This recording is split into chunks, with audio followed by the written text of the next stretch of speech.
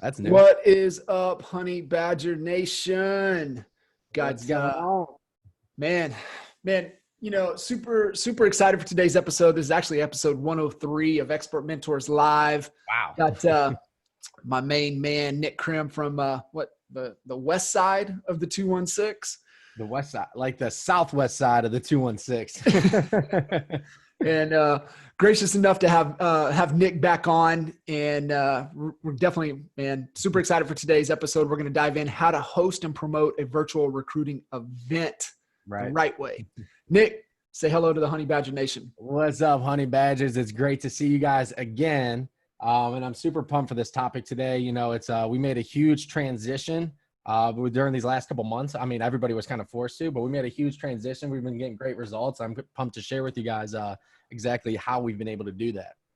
Yeah, 100%. And for those that don't know a little bit about you, we did have you on. It's actually episode 76, and we were talking creating content for your business. And right. So I think most people that they're going to connect that that with you, but for those listening in that are not, don't know who you are, didn't get a chance to listen to episode 76, man, just tell a little bit about yourself and, kind of like you said, that transition of how you guys had to kind of pivot with the business as well.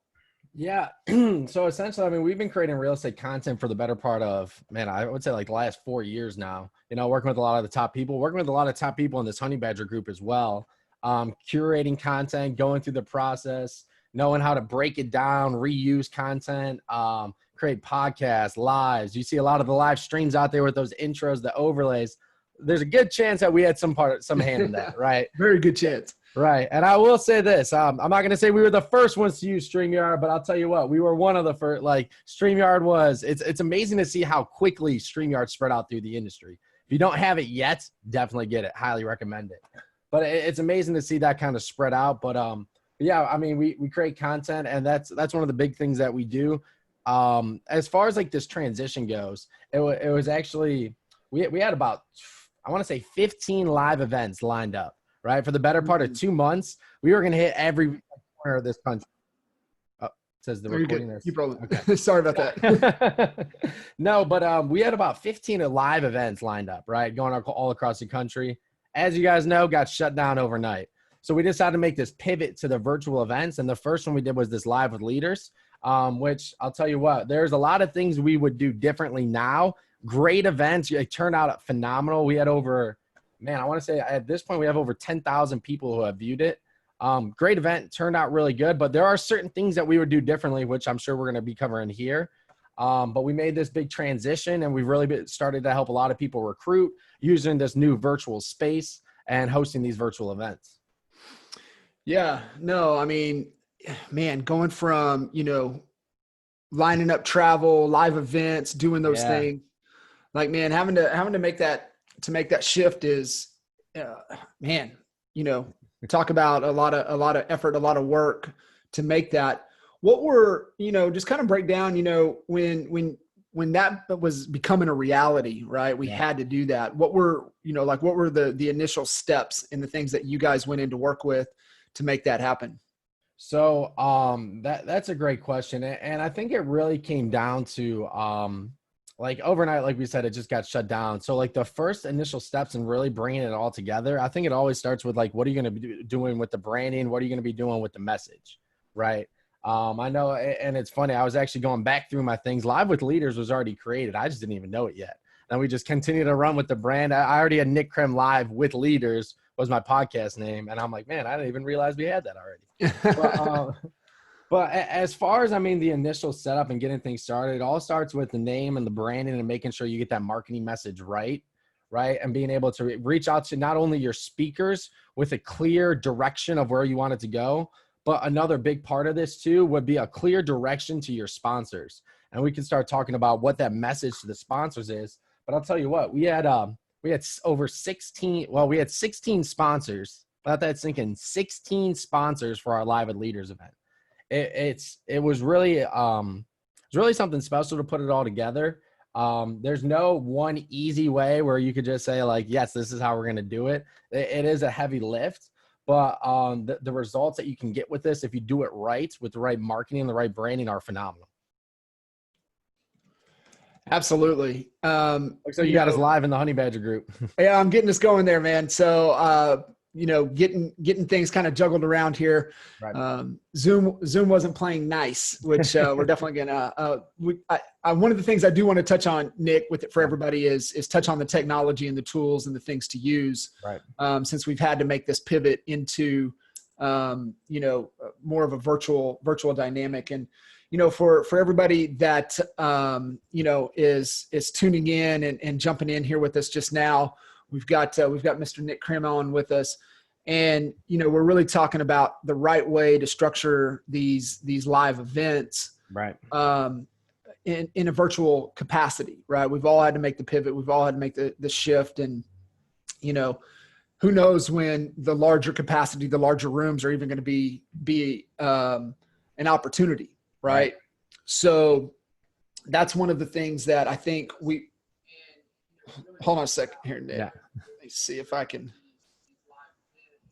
There we go. So, I really wanted to give everybody, that was kind of the goal and the objective of having you in on this episode today was to help give everybody that framework, to get back going again, because we know that a lot of our, rock stars, a lot of the agents, a lot of folks out there have been really heavily relying on live events to help their growth, either in their organization or at EXP to grow their organization from an attraction standpoint. Right. And I really want to give everybody the right way to get back going, because a lot of agents have just been waiting, Nick, right? They just have been waiting to, hey, I'll just wait this out, we'll be able to get back together. Well, good luck, right? Trying to bank on that, because who knows what that time frame is going to look like.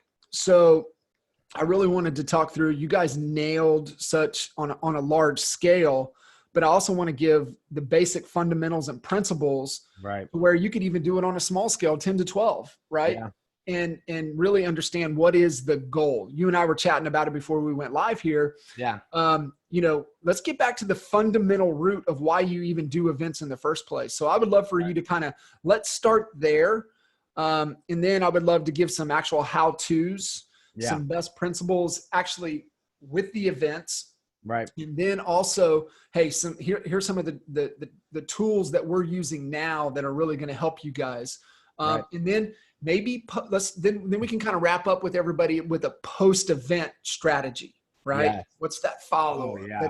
That's money. So let's go back to what you were sharing with me on really getting down to the root of why you do the events in the first place. Yeah, no, I think it's super important too. And if you guys do have questions about our event process, I got Facebook up here on the side. So if you have questions, you can go ahead and drop them down there, and we'll do our best to be able to get to them. Right. But the whole purpose of doing these live events, and this was something we were talking about beforehand, it's really, I think it's something we hear all the time about, like building your list. Like you got to hit the list. What does that mean? Because a lot of people hear that, but they don't understand or really know what that means. Right. Yeah, exactly. And that's one thing I was going to say. Like, we all hear that all the time, like hit the list, build your list. But what does that mean, and how does it help you with recruiting? Right. I think an easy way, or a way that we can comprehend it, is relating it to real estate business as far as like buying and selling homes. Right. I think a phrase that we're all familiar with here is a proven, repeatable system backed by market research to grow your business. Right? Sell your home for up to 18% more. So it's that proven or repeatable process. So the only way you're going to be able to do that is by having a list of people coming in, having people who know they want to buy, know they want to sell, and you have a way to gather that information, right? You have a way other than just referrals coming in to gather that information. So building a list is building a list of agents you can reach out to that you have a relationship with, right? And I think this is one of the key factors of putting on one of these events, is the ability to build relationships with agents that you don't know. I think at every point, no matter if you're Jay, no matter if you're any of these top guys, you run out of the people you have immediate relationships with in the real estate world, right? Like no matter what, like where you have a strong relationship where you can reach out, discuss EXP, everybody runs out of that that initial inner circle that you can like touch right away. So what these events allow you to do is continue to build those relationships and continue to make investments into them. So all of a sudden you're creating a list of people who you've deposited value in that gives you the ability to reach out to. And we could talk about the reach out process and what to do after the events, but you're able to reach out because you were at the last event, right? I'm reaching out because you were at the last event. What were your biggest takeaways? How can we help you grow your business? Hey, have you heard of EX? And then you can start making the transition from there. But when it comes to building the list, this is where the events are so crucial, because especially the virtual events, right? Because now you're not even limited to people who are a half hour, even an hour away. Virtual events, we are able to collect a list of agents all throughout the country, right? And I think that's a key factor of these virtual events. But what it allows you to do is build a list of people, essentially recruiting leads. That's what you want to do for these events. It's going to be able to give you a list of people to reach out to about growing their business that were at your last event, right? A lot of times I see it a lot, and I get it a lot too. I'm sure on LinkedIn, like we all get those random messages that come from people for no reason, and I have no relationship built with you whatsoever. A lot of times that's a hard way to start conversations. Yeah, like places like LinkedIn Helper are great because if you shoot out 1,000 messages, you're bound to get 1 or 2 people from that. Or you could be putting on these events, build those relationships, and then reach out to them after that. So these lists, when we say like build your list, hit the list, that's what these events allow you to do. It's a recruiting event, whether it's an actual EXP event or not, and we can get into that too, but it gives you a reason to reach out to these people. Yeah, 100%. So, growing, building the list with the events, being, the offer to come to the event, they're going to learn something. We can talk about content and that strategy in here just in a second. And in a couple of different type of events that you guys have seen that's working and working well. Right. What's the difference when, somebody says, hey, I got to build the list versus, hey, what's the audience? What's the audience? So like when somebody's talking about building a list versus building your audience, are they saying the same thing or are they different? So they are different. As far as like an audience goes, is more of like when you're building your audience, that's more people just tuning in. Pretty much like people tuning in right now, right? That would be our audience. That would be our specific people who I want to target. It's almost like the next step of the process, right? The audience are the people right on the cusp of the funnel, right? You have your specific people that you want to get into your funnel. Your list is when you get their information. You get their name, phone number, email, and you know where they came from. That's when you start building your list, right? Like the audience is basically the people you want to capture the information and get into that next step. So It is important to build your audience, and that's what you do creating content on Facebook, Instagram, all these different places through email, and you're putting on different events. But when you take that step and take action, whether it's coming to one of your events, pretty much giving you the information, that's when they're to the list, and you can start putting them through your funnel from there. Right. Give me your information and I'll give you whatever, right? Yeah. Whatever item of value that I may have, be a lead magnet, be download, be it whatever, right? Right. Cool. Right. Yeah. Go ahead. No. I just think it's important to clear that up for everybody so that they understand, when that's getting thrown around, never assume intelligence for another human being. Right. Yeah. So it's like, you don't want to just assume that people understand, hey, what is an audience? What is a list? And let's get real clear. That way, we're all on the same page. Mm-hmm. So, specifically, as we're talking right now from an events standpoint to really growing and building the list, is what are some best practices to go about that to where you are really doing a good job? And maybe what's the best tool out there to use to do that, to build it? So, well, number one, I think this is something that's super important, is making sure you have a way to collect their information. Right. It's great to go live. We're going Facebook Live a lot. We go Facebook Live a lot. But we understand that's just building an audience. It's building people that we can reach out to and eventually bring them over to the list. Right.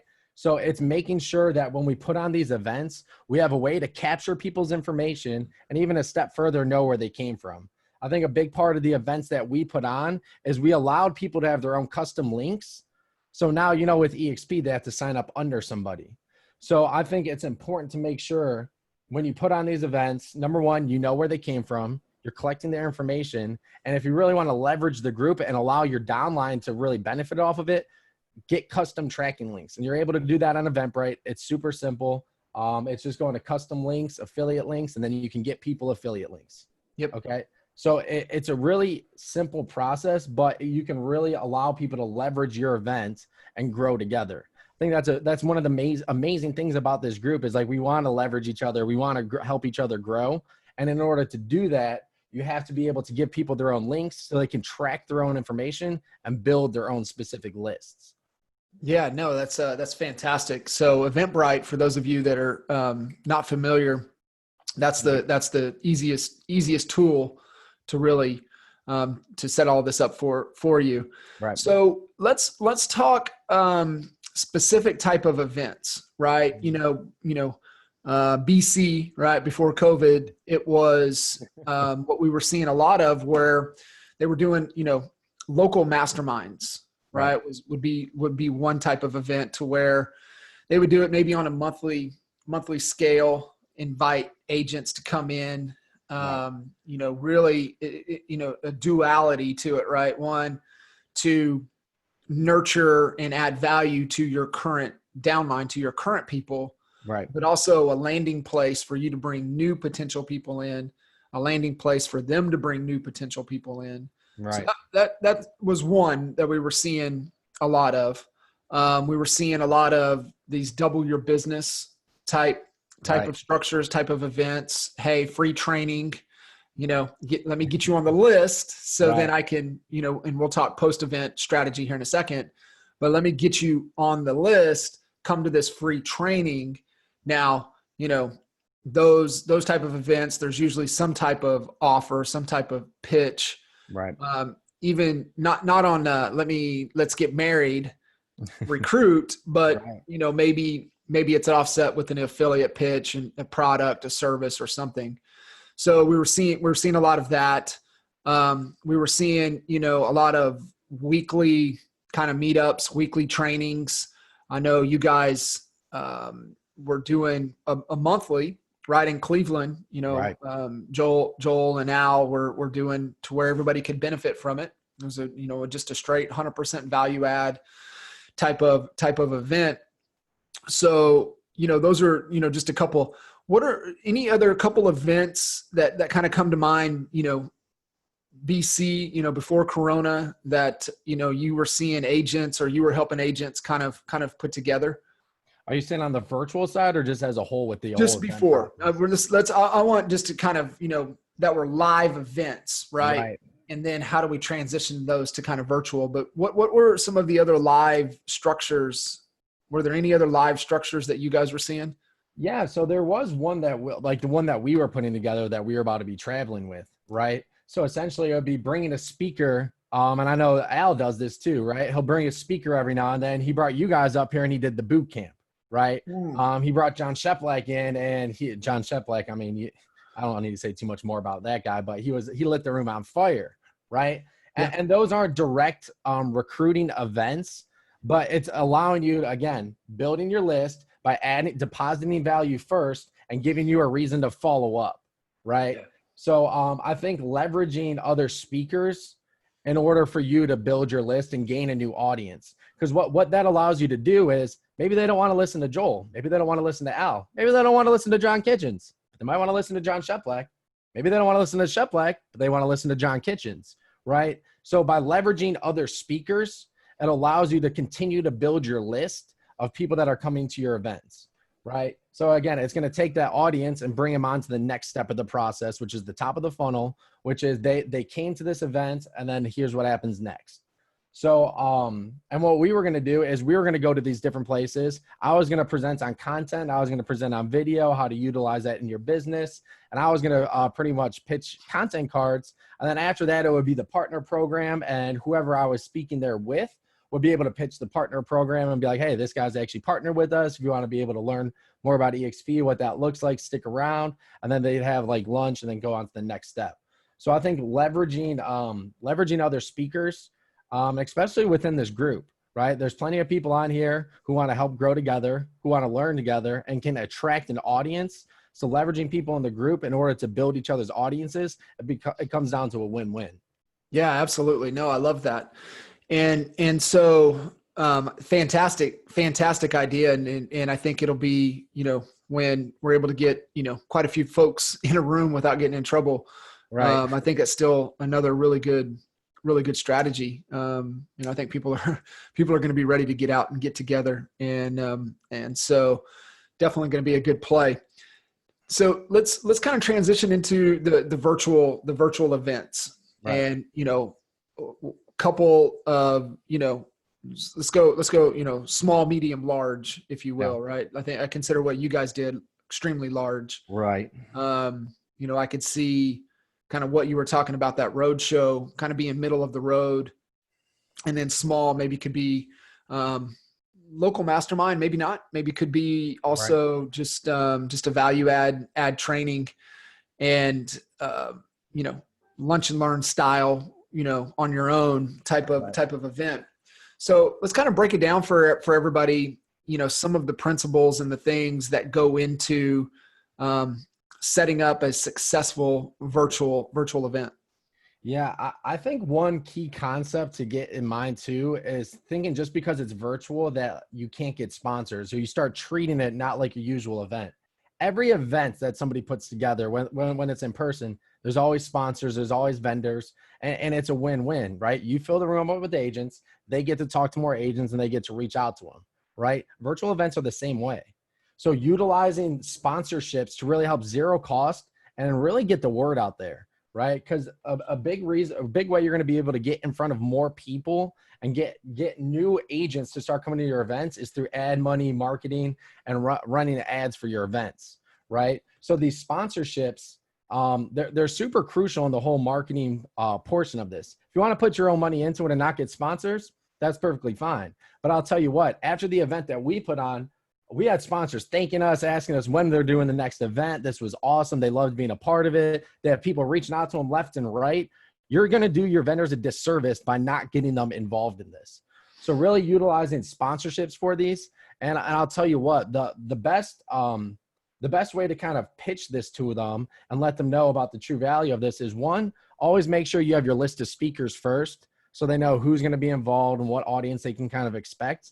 On top of that too, let them know it's a lifetime sponsorship, right? This isn't like a normal event where they're going to be up there for 2-3 minutes, have the events, and after the event's done, you got to sponsor another event and another event. With these virtual events, if we do it right, like we're going to show you guys, it's a lifetime sponsorship, right? You're going to continue to bring agents here. They're going to continue to come here and watch the video with their sponsored ad on it, with their logo on it. So it's not a one and done sponsorship. So the value of these are actually pretty high. You can get a great bang for your buck with these sponsorships. And it's a great way to really zero cost your event process. Really, depending on how you do it, I would recommend, no matter what, taking all that money and doing it in an ad spend and an email send out and making sure that you bolster up this event as much as you can. But I would say when it comes down to it is there's really a lot of similarities between the virtual event and in-person event, right? The only big difference is you're not in person. So trying to run it the same way, getting your speakers, getting your sponsors, getting that set up, doing your Facebook Lives to announce it, that's all part of the process. So the first step, I would definitely say getting your speakers in order and then getting your sponsors. When it comes to the speakers too, like you were saying, you can do local events. I would always recommend having one kind of attractor, right? Like one who's like your main event, who's the main person that you can highlight and make sure that you're going to have a good draw and good crowd right. to it. So there's a couple different trains of thoughts when it comes down to these events. With the Live with Leaders, we had all EXP people, right? So we had all EXP, all honey badgers, even more so on top of that. But we still didn't brand it an EXP partner with us event. The good part about not branding it is you don't have to worry about EXP regulations. You don't have to worry about running ads, like what can I say, what can't I say? Because if you don't brand it EXP and if it's not a complete pitch, then you don't have to worry about any of those regulations, right? You don't have to reach out to people and see like, hey, is this okay? Can I do this? Because that can really hinder the process and set you back a couple weeks if you have to get permission to do everything on the event. So the value of having everybody in EXP, and especially a Honey Badger, is when you follow up, it's like, what if you could partner with every single person who was on that call, right? So we were able to draw a large crowd, mainly because we had 16 sponsors. So we had a lot of ad spend, a lot of money behind that. And on top of that too, each person had a large audience. So we were able to leverage each other's audiences and grow that together. Then the next train of thought is also having people from other companies, right? And again, if it's not an EXP branded event, you're really going to be able to leverage these other audiences, right? Yep. Like if you're going to able to have a big KW guy, he's probably going to attract a lot of KW agents to your call. If you have a big Coldwell Banker guy, you're going to be able to attract a big Coldwell Banker crowd to it, right? So now you can have people from other companies, and that's a great way to really disguise what we're doing here, right? So it's not just, hey, there's a bunch of EXP people on here, man, I probably know what that's going to be, right? As opposed to having other people from different companies being able to leverage their audiences. And then the follow-up is pretty much the same or very similar at least. But there's just a couple trains of thought. Both have been successful. Agent Power was it? Wow. Power Up. Wow. Why can't I think of it? The one with Carlos and Alex Haig. Yeah. Yeah. Because we're doing another one to Agent Power Up. So that one's just stuck in my head right now. but yeah, that's really going to bug me. But anyways, that one, we had like people, like different speakers. We have some people outside of the industry, and it was a great mix of different companies, different people. It was all cheese, no whiskers approach, right? Right. That concept for marketing is basically, if you're trying to catch a mouse, you want to show them all the cheese. You don't want to show them the cat hiding around the corner with the whiskers, right? 100%. So that's why it was very, it was a great way to really start tapping into some of those different audiences. Something else to keep in mind too, when you're picking your speakers, maybe you're talking to a big fish out there, right? Maybe you're talking to a big fish. Have them as one of your speakers, right? Figure out a way to add value to them by bringing them on your event, highlighting them as a good business owner, showing them what you can do on the virtual status. And heck, if you have a guy like Jay on there too, you know, Jay could have a conversation with him about growing their business and what they're doing. And that's always a good guy to have in your corner. Impact. So now you can show what the collaboration really looks like by inviting some of the people that you've been talking to about EXP to be speakers at your event, right? So there's multiple different ways you can attack what the speaker list looks like. And the possibility is, we're not saying you just have to do one, right? One virtual event could be all Honey Badgers. The next one can be targeting a couple people you've been speaking to about EXP and having them as speakers. The next one, you could just target the big names in the area. So then you can start leveraging their different audiences. There's a lot of different ways we can handle this, and we found them all to be successful. Yeah. Being really strategic and instead of just, you know, blindly just picking people as being Right. your speakers. A couple things that you hit on that I want to unpack a little bit more. Yeah. You know, really as it pertains to the sponsors. Yeah. And, you know, I think a lot of people, you know, they hear, hey, you can go get a sponsor. You're adding value to these people, bring them a part of it. Explain to, you know, kind of let's give them a little bit of, here's the step-by-step, here's the value of what you're going to be able to do by being a sponsor, right? So it's not necessarily, so like live, I mean, part of the promotion, part of the lives, you're showcasing them, you're getting their voice, their brand, they're getting them out there. Right. And, you know, you have this, you know, even at a live event, right? You know, especially when you're bringing agents on board, and let's say a lender, Okay. right? How, you know, what's the, you know, specifically, hey, this is how I want you to follow up, or this is how I'm going to follow up for you, or, hey, this is what you're going to get, right? You know, are you going to give them access to the list? Are you going to help them Right. and have them follow up? Like, what are some additional value items other than they get to maybe say hi, be a part of the promotion, maybe Right. 3 minutes of the event or whatever it is? Like, what else do you want them, like, hey, this is how it's going to help you grow your business? Right. Like, what are some of those actionable takeaways that as an agent, I'm hearing you, but help me articulate that to my sponsor to where it's almost irresistible for them to say no. Right. And I think sharing the list, that comes down to the first is how many speakers and how many sponsors you're going to have. If you're going to only have 2 sponsors that are going to be reaching out to people, I would say you could share the list with both of them, right? Because at that point, you're not going to have a bunch of people reaching out. Now with our Live with Leaders, we had 16 speakers, 16 sponsors. We couldn't share the list with everybody because then they would be getting bombarded just from this one place. And so as far as sharing the list, I first want to say I would recommend these virtual events 2 to 4 hours max.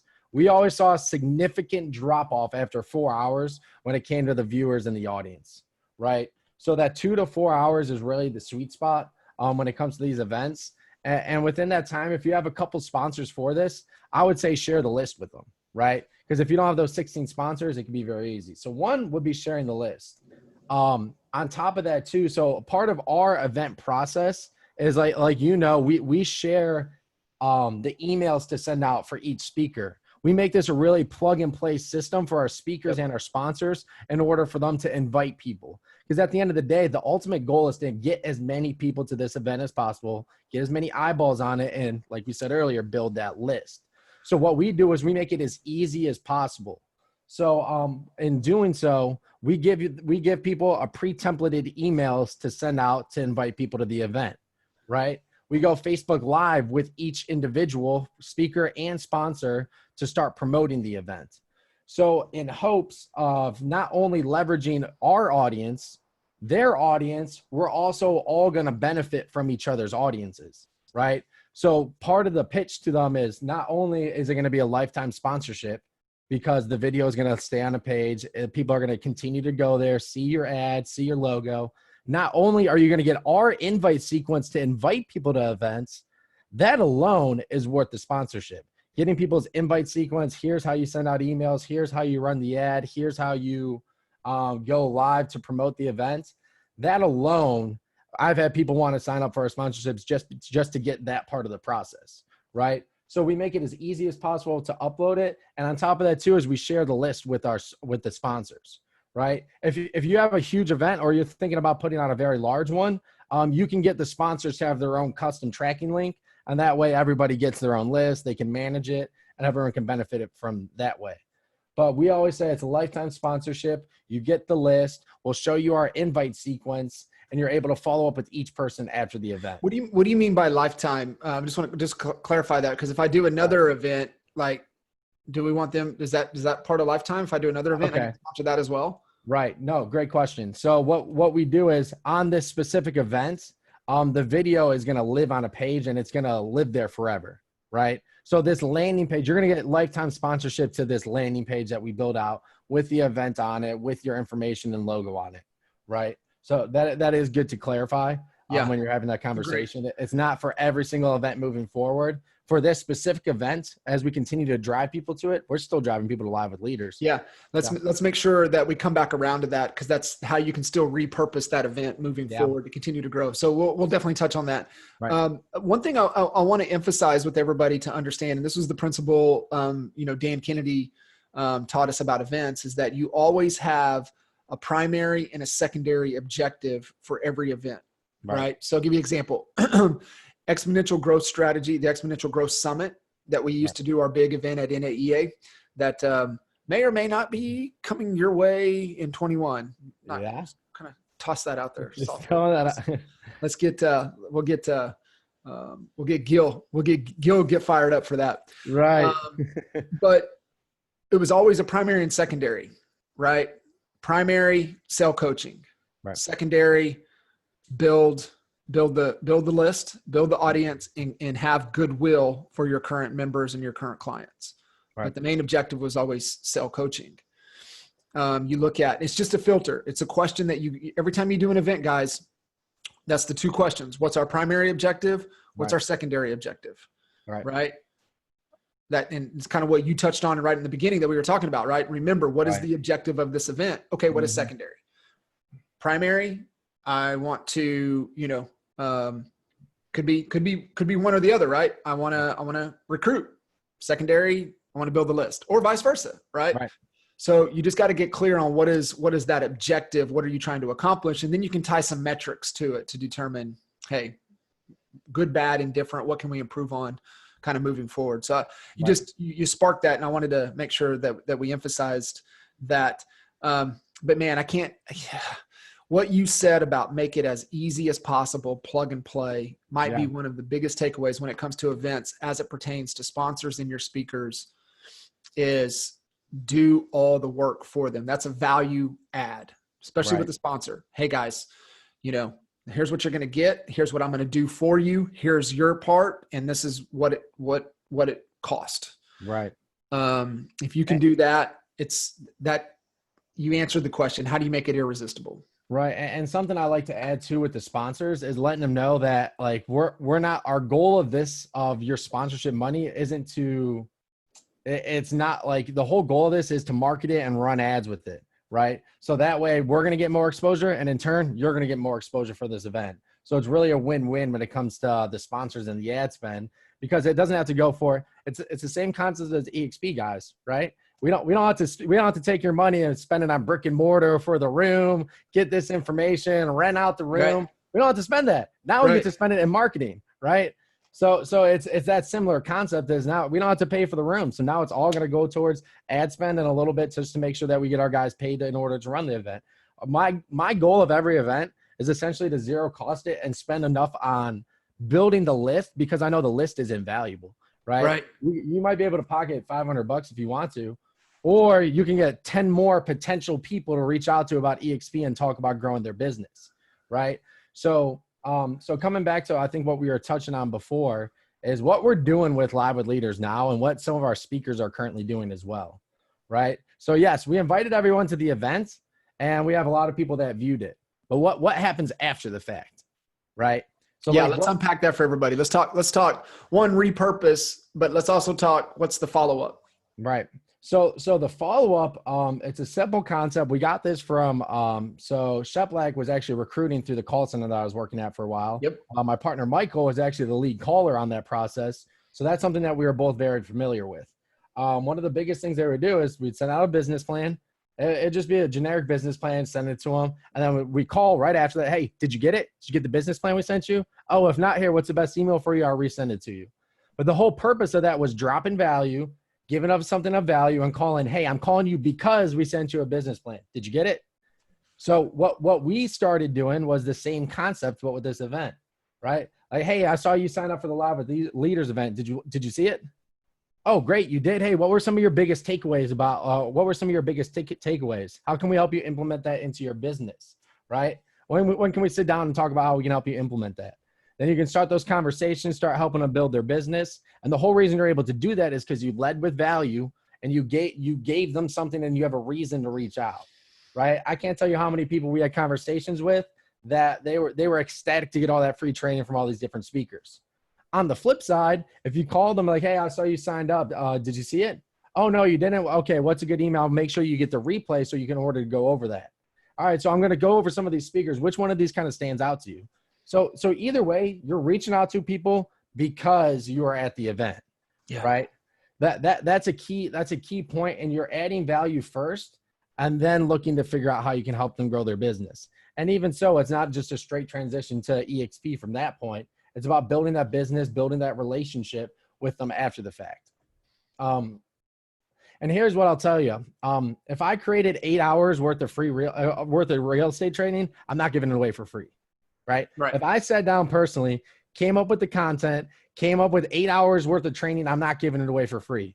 But the fact that we were able to leverage everybody within this group, and now we all benefit because each speaker only had to come up with a half hour's worth of content. But now they get to leverage it and say like, hey, here's free training. If you see like Vincent Ku's lives, that's what we started to do with him, right? Go to vincentku.replay or whatever it is to get 8 or 16 hours worth of free training because he was on 2 of the events, right? So now we're not just utilizing the original list of people who came and saw the live event. We're continuing to use that as free training for real estate agents. Go here and sign up, right? So these virtual events that we put on, it's lifetime value for any person who puts them on as well. Because you can continue to send people there. You can continue to go there and get free training. You can keep sending people to that list. So now when we were saying right at the beginning, the proven repeatable system backed by market research, right? So now you have a proven way to take your audience and bring it to that next step of the funnel.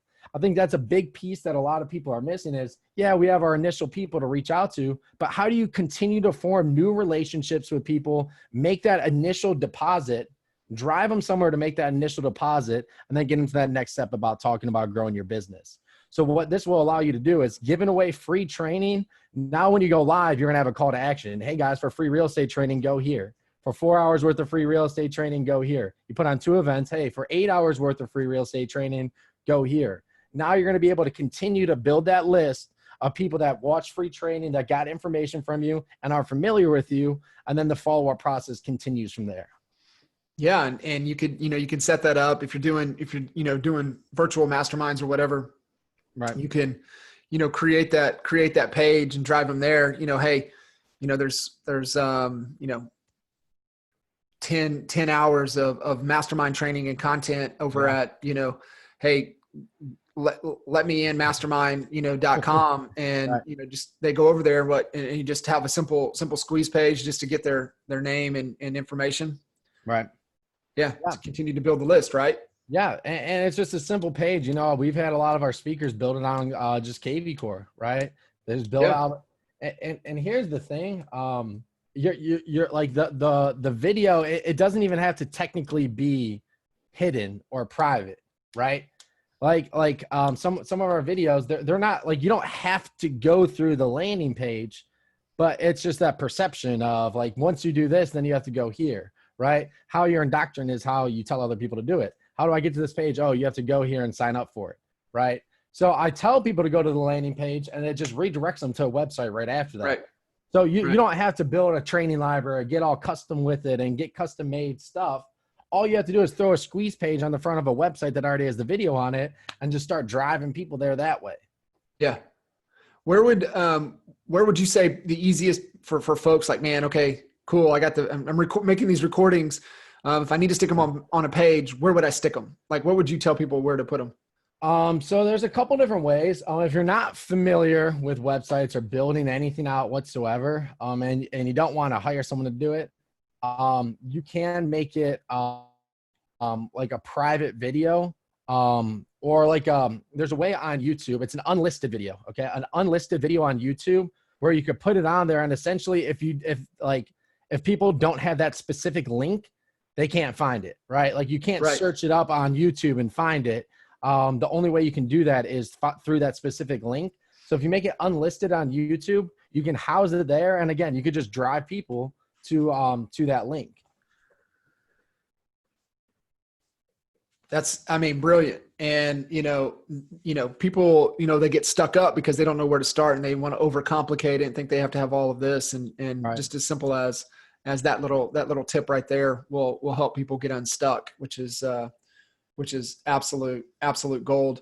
I know, Mike Collier was asking, he threw in the comments. I don't know if you saw it there. He was just, and maybe we did hit on it. What the follow-up sounds like after the event. So I think we're good there. So I think that was, really helpful, as simple as you made it, hey, saw you signed up for the event. Yeah. You can see too, on the attendance, did they attend or not? Right. You can see, did they jump in or not? Who registered? Did they attend? And, just hitting them up, hey, what were your big takeaways? What can we help implement into your business? And, continue that conversation at that point. Yeah. Hold on. I got something good that I left out for the follow-up process. Right. Okay, cool. So I think a big part of this too is we have to understand that once we have these people for these events, like let's say we have Jay on for the event, right? If they didn't know Jay before, his affinity is built up, right? Here's a speaker that we brought in. We hype him up, like with our part of the process, we always hype up the speaker first, and then we bring on the speaker. I think that's something small, but that I would recommend. Hype the speaker up first, and then bring him on. Don't bring on the speaker and be like, "Hey, John, tell us a little bit about yourself," right? Yep. because like as far as like the event sequence goes, it works a lot better to build their affinity. But here's one of the badass things that this is something that we didn't realize was as powerful as it was until after it happened. But all of a sudden, like let's say you have Jay on, let's say you have John on, like let's say you have some of these big honey badger names on here, like preferably somebody in your upline so you directly benefit them, right? But now after the fact, you could talk about like, hey, talk about growing their business. What are your biggest takeaways? Hey, if I can get you on the phone with Jay to talk about growing your business, do you think that would help you out? Right? Now you're going to be able to leverage these guys as a three-way call. They have the affinity built. They know who they are. Now it's like, oh crap, you can get me on the phone with Jay, the guy who was just speaking. Yeah, let's do that. Right. So now you're going to be able to like, if you can partner with some of these guys like Jay, do you want to figure out how you can do that? Right. Like leveraging the three-way calls it can be super powerful with the people from the event. Right. So I think that's a way. And again, I know everybody here thinks like, man, everybody knows Jay. But there's people around the country who don't know Jay that well or as well as they should, right? So when you bring them on for these events, now that they get indoctrinated into that whole world, right? Now they get to know like, man, this guy knows his shit. Man, I can get on the phone with him and talk about growing my business. Hell yeah, I want to do that, right? I'll tell you what, I really haven't pitched EXP yet. I let Jay do it for me, right? The three-way calls are so powerful, and I'll tell you what, the best feeling in the world is like, hey, meet Jay Kinder. Mute, right? And then they let him go. Yeah. You know, it really is really cool to see him in action like that. That's a gangster little move for all of you guys listening in. What Nick just shared is that understand who's in your upline and who benefits. Yeah. And have those as your first key speakers. And they're absolutely going to want to contribute and help and add value and would love to be a speaker. I promise you they will. Right. You know, if you don't ASK, you don't GET. And so just don't be afraid to ask. And, you know, if they're not aware that you're on their 5th or 6th level, let them know. You're doing this event, you know, in your local market. It's a virtual event and, you know, going to have it all set up. Would love for you to be a speaker. Give them the time frame, you know, hey, whatever topic you would love to cover, or if you have a couple ideas, hey, I've heard you talk about this before. I think this would be really great value add. Would you be able to do that? So don't be afraid to ask on the speaker side of things, but Nick just gave you guys a ninja tip. You know, if they will directly benefit if that is your main objective, right, is to recruit, right, you know, to your organization, your team, whatever the case is, and they benefit, they're going to be 100% on board. They would more likely be on board anyways, right? But it's just definitely, you know, so there's 6 or 7 speakers for you right there. Right. Just travel up your upline, 6 or 7 speakers, you know, so think about it. Like for you, Nick, who's your top 7? Top 7. Ooh. Like who I goes know. up It goes Joel, Al, and then whoever's above Al. So it goes Joel. If it goes Joel, Al, then it goes Cliff Freeman. Yeah. Then it goes Brent Gove. I think so. Yeah. Man, then it goes Sheila Varajan. Yeah. So it goes Joel, Al, right, Cliff, Gove, Sheila, then it goes Rob Flick. So like that'd be a badass event. Be a badass event. Right. Or badass 7 months of speakers, or badass, you know, if you're doing it every other week or something. So just if you're looking for ideas, who would be a great speaker, find people that would benefit, find people that would add value based upon, you know, your group, the problem your group's trying to solve. So I know we kind of touched on content a little bit. What is some great content? People that are going to benefit speakers, but also people that can add value to the current situation. Right. Change it up a little bit. And, you know, like I said, just don't be afraid to ask. And if you do it, make it easy for them. It's just like your sponsors. They're going to want to be on board 100%. Yeah. And I think something that we really have done a good job at doing, and we saw the results of making sure that the speakers and the sponsors have a vested interest in it, and letting them know how they can benefit from this, right? And making sure that like, hey, we're going to give you the emails to send out. It's not hard. Send it out to your list, right? We would have everybody if you could believe it, we had all like 16 leaders on those Saturdays, right? Saturdays, Sundays, hopping on there, going over, all right, here's how we're going to send out the list. Here's, you need to get in my calendar for this. And I think making sure that everybody has that vested interest. I know the more people we all bring to this, the more we're going to all directly benefit, right? So especially when you want to talk about upline, if you want to talk about the sponsors, inviting more people, so then we're going to invite more people. Like it's a win-win for everybody. Making sure that people have a vested interest is a crucial key to making sure that you have a huge result as it comes to the views, driving people there and building your list. Yeah. And, you know, the reason I also love the events is it gives you a reason to reach out, and it gives you a reason to follow up, right? Gives you a reason to reach out, to invite, gives you a reason to follow up. And, you know, a lot of people are like, you know, what do I say? Right. And it's like, well, you should never get off the phone without a next action. Next action, something, we're doing something next. Either you're giving them something, you know, agreeing to a time to follow up, whatever the case may be. But these events, like, hey, you know, we've got our, that's why I like the consistency in doing something every month.